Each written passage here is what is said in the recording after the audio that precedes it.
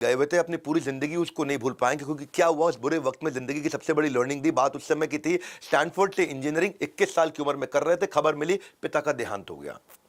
Last semester आखिरी में, बस इंजीनियरिंग खत्म होने से पहले बीच में छोड़ के वापस आ गए। पिता की मौत का मातम भी मनाना था और लॉस में डूबी हुई कंपनी की बागडोर भी संभालनी थी। बेटे का फर्ज और बिजनेस का कर्ज दोनों उनके सामने खड़े थे। आसान नहीं होता है ये। हाँ, इंटरप्रिटेशन अच्छी होनी चाहिए आपकी। ये इस माहौल ने उनको बहुत मजबूत बनाया और जिम्मेदारी बनाया उनको, और जिम्मेदार बनाया। डिप्रेशन में नहीं गए। हाँ, रिसेशन डिप्रेशन नहीं, कंटिन्यूस प्रोग्रेशन की तरफ बढ़ते चले गए। ना बिजनेस, ना कोई एक्सपीरियंस और ना मैनेजमेंट का कोई भी एक्सपीरियंस, पर जब मन में ठान लिया, अजीम प्रेम जी अब रुकने वाले नहीं थे। ये अजीम प्रेम जी हैं। एक वक्त आया उनके क्रेडेंशियल पर सवाल उठे, जब शेयर होल्डर्स की मीटिंग होती थी, बोले 21-22 साल का बच्चा है ये।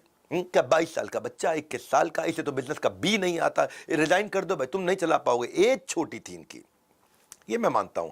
एम छोटा था, ये मैं नहीं मानता हूं। कितनी भी चोटें मार लो, चट्टान को आसानी से फर्क पड़ता नहीं है। जब चट्टान थे अपने फादर को किया हुआ वादा मन में लेकर के इरादा, अपने इस क्रिटिसिज्म को पॉजिटिवली लिया और उनके लिए बिजनेस एक मिशन बनता चला गया।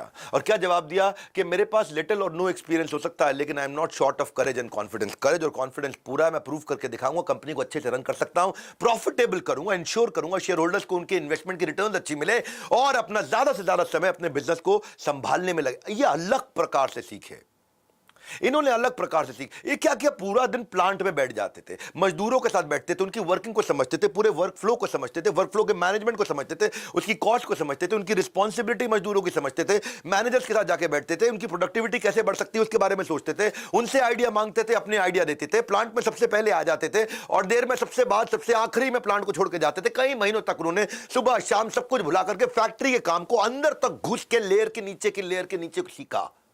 प्रोडक्शन इंप्रूव करने के लिए अब उनके लर्निंग कर्व बिल्ड होना शुरू हो गया। साल, 1.5 साल, 2 साल, 3 साल में इतना लर्निंग कर्व लिया कि कई स्टेप्स लिए इंप्रूवमेंट साइकिल को। आपको भी स्टेप बाय स्टेप चलना है।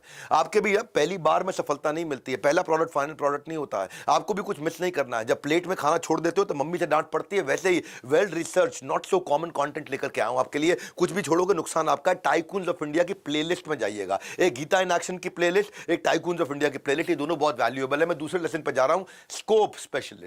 स्कोप स्पेशलिस्ट का मतलब क्या है, सारे रिसोर्सेज वही, उसी से कुछ बना दूं एक्स्ट्रा प्रोडक्ट। इसको बोलते हैं इकोनॉमीज ऑफ स्कोप। बिजनेस में डाइवर्सिफिकेशन किया इन्होंने। पहले जो चीजें बनाया करते थे उससे ज्यादा चीजें मैं उन्हीं रिसोर्सेज से कैसे बनवा लूं, कैसे एक्सपेंशन कर लूं, कैसे इकोनॉमीज ऑफ स्कोप कर लूं। पहले खाली सनफ्लावर वेजिटेबल ऑयल बनता था, 787 ब्रांड का नाम था, साबुन, उसका प्रोडक्शन करता था। फैक्ट्री में देखा जिस प्रोसेस से इनको मैन्युफैक्चर किया जाता है उसके साथ में उसको थोड़ा सा अपग्रेड करके क्या मैं नई चीजें तैयार कर सकता हूं, क्या मैं सिमिलर नए प्रोडक्ट तैयार कर सकता हूं। तो उन्होंने एक्सपर्ट्स को बुलाया और नए प्रोडक्ट को प्लान किया। बोले ये मेरे अवेलेबल रिसोर्सेज है, ये मेरी फैक्ट्री है,